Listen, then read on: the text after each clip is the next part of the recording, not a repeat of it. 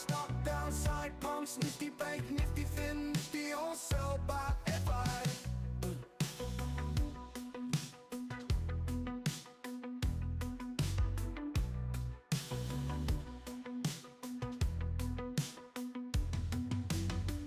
Indian index selling proper stock, downside pumps, nifty bank, nifty fin, nifty all sell by FI. All sell by FI. ये देखिए Nifty का chart. ये है आपका week day chart. Day chart में निफ्टी को अगर देखना है तो इस तरह से दिखेगा डे चार्ट। इसने अपनी रफ्तार 50 डेज मूविंग 200 मूविंग एवरेज से जो रखी है, और ये बेहतरीन तरीके से गया, फिर नीचे की तरफ सपोर्ट लिया। 8 अगस्त को इसने सपोर्ट लिया था, लेकिन सपोर्ट बरकरार, ऊपर रेजिस्टेंस में फिर झटका। फिर इसने 29 अगस्त को फिर से सपोर्ट लिया, और आज की डेट में जहां पर एक रेजिस्टेंस 22 अगस्त को बना था, सेम सेम यहाँ पे 25,134 आज 11 सितंबर को बना है। उस दिन 25 सितंबर 25,141 के आसपास, 148 के आसपास बना था। तो अभी भी नीचे की तरफ बना है। ये कैंडल रेड हो गई थी, ये ग्रीन। यहाँ पे सारी कैंडलें ग्रीन है, बट ये है कि यहाँ पर जो है ये हायर नहीं, रेड की बुलिश है। रेड बुलिश में नीचे नीचे रेड बुलिश होके फिर धीरे धीरे एक डोजी दिया है। डोजी इशारा कर दिया कि नीचे आ सकते हैं। फिर कैंडल को रिजेक्शन पर खड़ा कर दिया है। ऑलरेडी एक डब्ल्यू पैटर्न बन चुका है। अब कहा जाता है कि डब्ल्यू पैटर्न कंप्लीट होने के बाद थोड़ा सा रिवर्स होती है। अब रिवर्स करने के लिए यहाँ पर हम 30 मिनट के चार्ट पर आ जाते हैं। पहली बात, हम यहाँ से दोबारा से एक चीज देखना चाहते हैं, क्या आरएसआई रिवर्स की घोषणा करती है या नहीं करती। आरएसआई के पास में अभी ऐसा लगता है कि थोड़ा सा गैप बाकी है, जो यहाँ तक आने की कोशिश कर सकता है 25,600। लेकिन उससे पहले छोटे चार्ट पे और झांकते हैं तो छोटा चार्ट कहता है कि नहीं भैया, उससे पहले तो ये डाउन ट्रेंड में डाउन ट्रेंड आ रहा है। 1 घंटे के चार्ट पे इसने डाउन ट्रेंड दिखा दिया है। 30 मिनट के चार्ट के ऊपर भी डाउन ट्रेंड है, जो ऑलरेडी आरएसआई नीचे की तरफ आ चुका है। अब यहाँ पर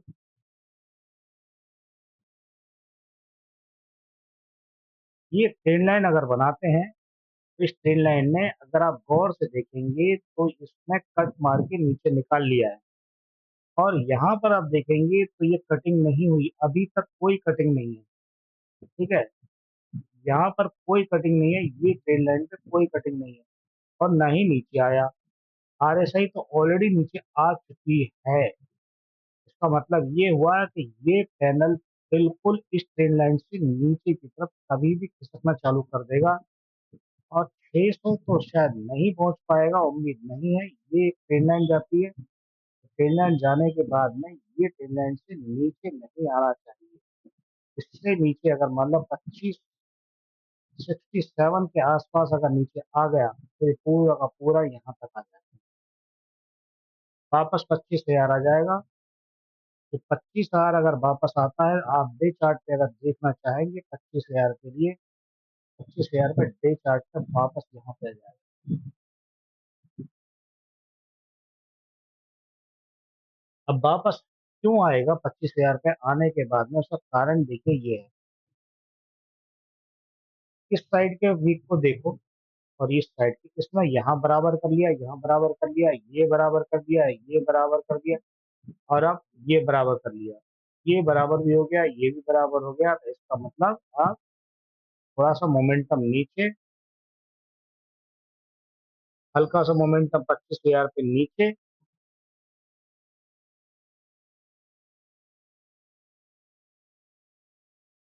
फिर ऊपर करने की कोशिश की जाएगी, और फिर नीचे। समझ गए मेरी बात? हाँ, आप समझ जाओगे थोड़ी देर में। देखो अभी एक जादू और दिखने वाला हूँ। 15 मिनट के चार्ट आ गया है। 15 मिनट का चार्ट ये देखोगे, 15 मिनट के चार्ट में रफ्तार बाकायदा बनी हुई है, स्पीड बनी हुई है, सब कुछ सही और बढ़िया तेजी से गाड़ी चल रही है। अब यहाँ पर सबसे बड़ी बात, यहाँ पर आपको एक चीज देखनी है, ये देखो यहाँ पर एक सपोर्ट बनाया है, ये यहाँ पर एक सपोर्ट बना, यहाँ पर एक सपोर्ट बना है, और सपोर्ट बनने के बाद में यहाँ पर इसने वही सपोर्ट को नीचे की तरफ दस्तक दी है, उसी सपोर्ट को नीचे की तरफ,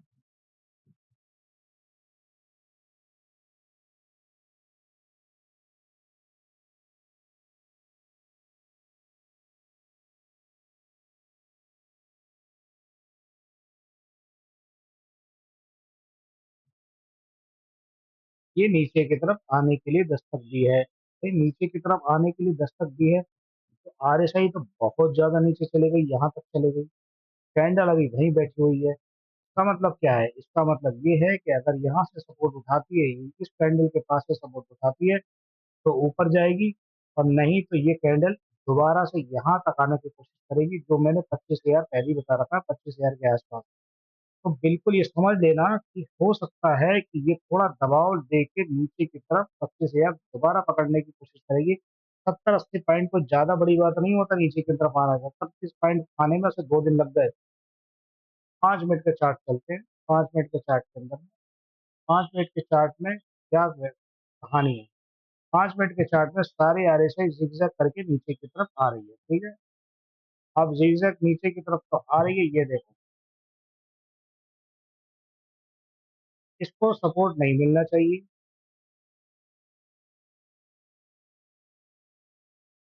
यहाँ से एक ट्रेड लाइन खींचोगे आप, ये है। वो तो थोड़ी देर पहले मैंने बताया भी था कि यहाँ पर आपको 15 सितंबर है, 15 सितंबर को कम से कम हो सकता है कि 25,111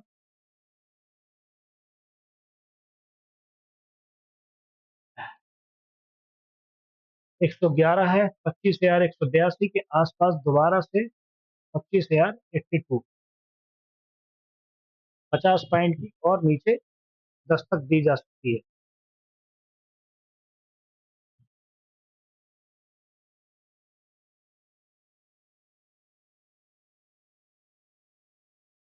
यहाँ पर आ सकता है।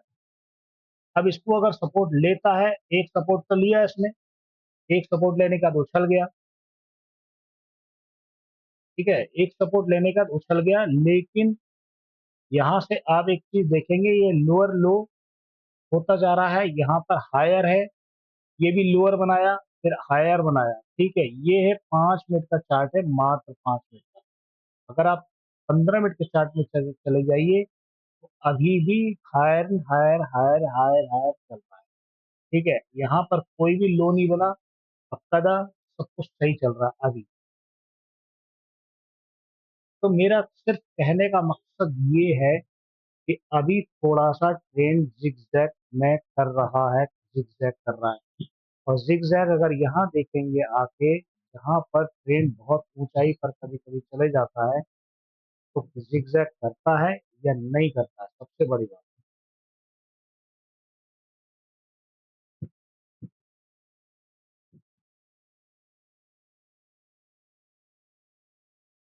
ये देखिए, जब ट्रेंड यहाँ पर ऊंचा आ गया, ये ऊंचा आ गया, तो थोड़ा सा खेल खेला उसने और फिर नीचे तक आ गया।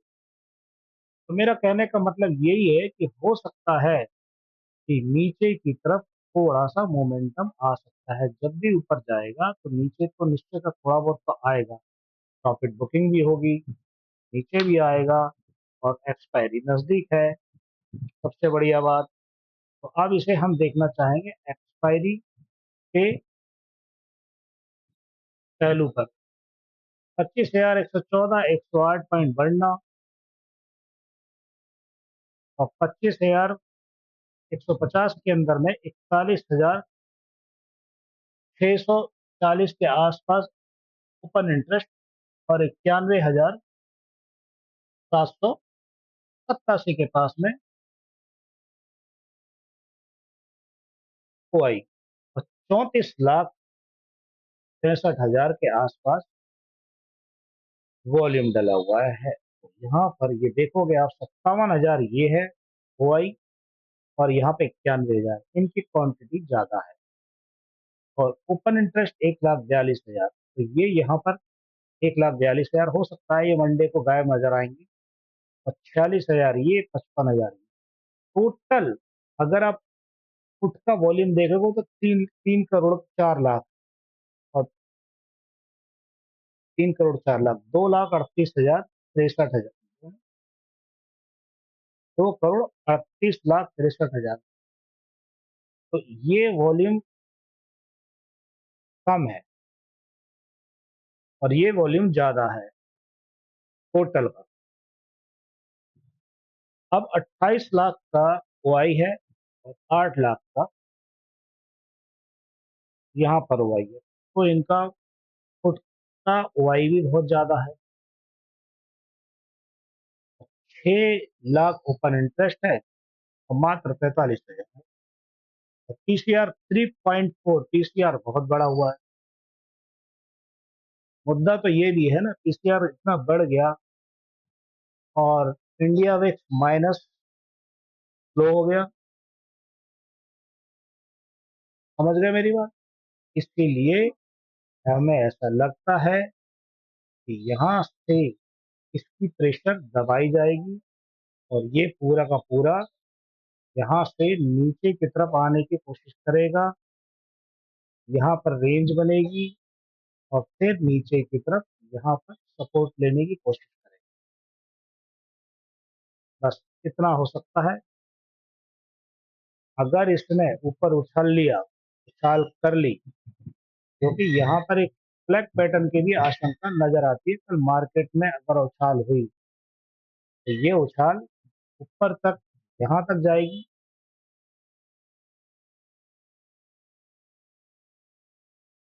ये उछाल यहाँ तक जाएगी फिर नीचे आएगी घूमते फिरते फिर नीचे की तरफ आएगी। दोनों पोर्शन में काम करेगी लेकिन काफी हद तक स्थिति यही है कि नीचे की तरफ से आने की कोशिश करेगा। थोड़ा बहुत मोमेंटम अगर गया तो नीचे कुल मिला के स्थिति यही रही। हेलो फ्रेंड्स मेरा ये कहना है कि निफ्टी के जो शेयर है के अंदर में कितना परसेंट बढ़ोतरी हुई और ना हुई। अडानी पिता आज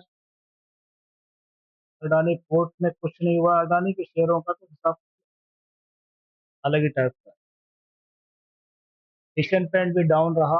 एक्सिस बैंक 1% 1.5% करीब और बजाज फाइनेंस 2.25%। बजाज ऑटो थोड़ा डाउन रहा।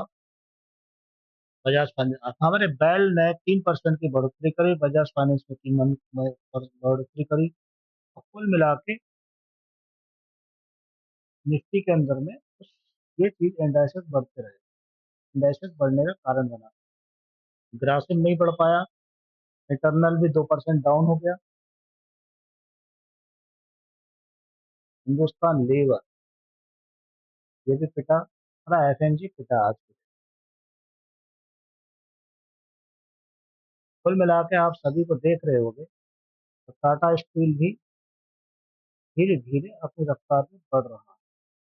TCS में मामूली बढ़ोतरी ये चीज रही। अब टेक्निकल अगर देखें तो टेक्निकल के तौर पे अगर हम ये समझे टेक्निकल में टेक्निकल इसका क्या रहा। हाई प्रोफाइल शेयरों की बात करेंगे जैसे बजाज फाइनेंस। बजाज फाइनेंस में अभी भी बाइंग करनी चाहिए। क्यों बाइंग करनी चाहिए भाई।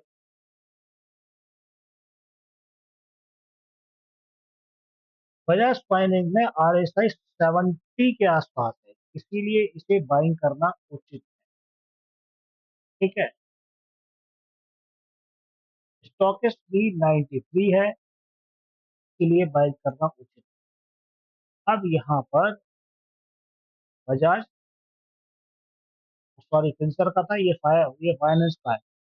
77 पे भी RSI है और स्टॉकिस्ट में 97 ये भी बेस्ट है।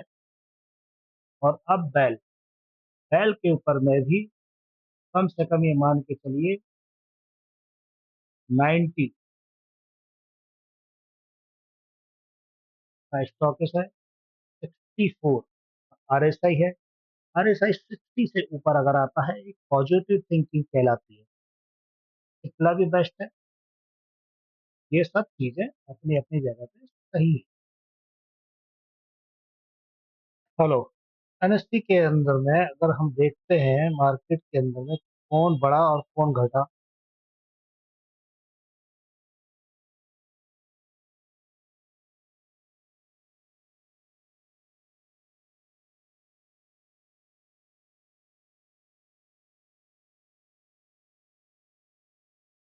Nifty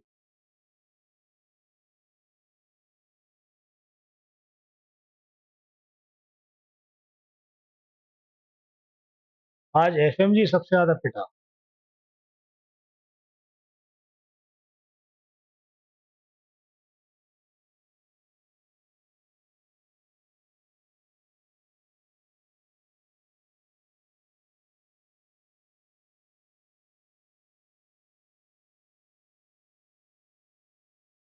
Nifty 105, 106, 8। बैंक निफ्टी 140 लगभग। तो ये कुल मिला के ये स्थिति रही। हम शॉर्टकट में ही बात करते हैं, ज्यादा बात नहीं करेंगे। हिट मैप में देखेंगे तो 531 ने अपसाइड लिया और 135 में लगभग इतना ही दिखता है हर बार, ज्यादातर 19-20 में यही फर्क आता है। तो निफ्टी के अंदर में करंट ओपनिंग रही 114 की। करंट जो है 25 114 ओपन हुआ 25,074 पर, और 25,140 पर हाई गया, लो गया 25,38 पर। मतलब 140 के आसपास तक भी गया और लो गया 138, एक 25,038। तो अभी हम 114 पर बैठे हैं और इसी हिसाब से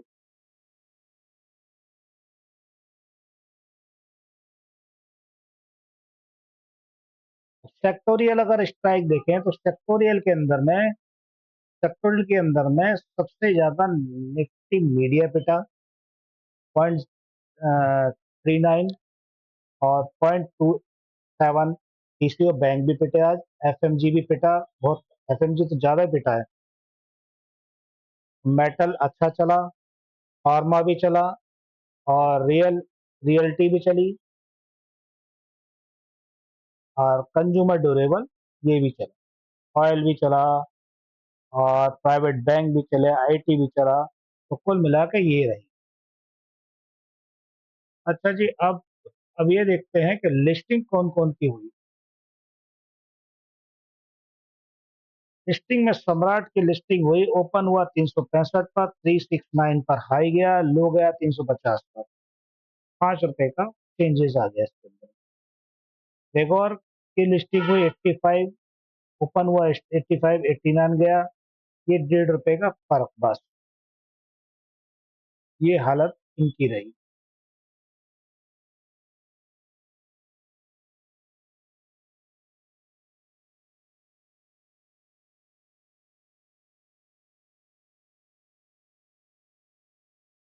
अब ये एक आईपीओ है, Urban Company Limited. Issue date 10 सितंबर, 12 सितंबर को issue date, issue end date है। ठीक है, ये इशू करेंगी अपने बॉन्ड को। हाँ हाँ हाँ हाँ हाँ हाँ।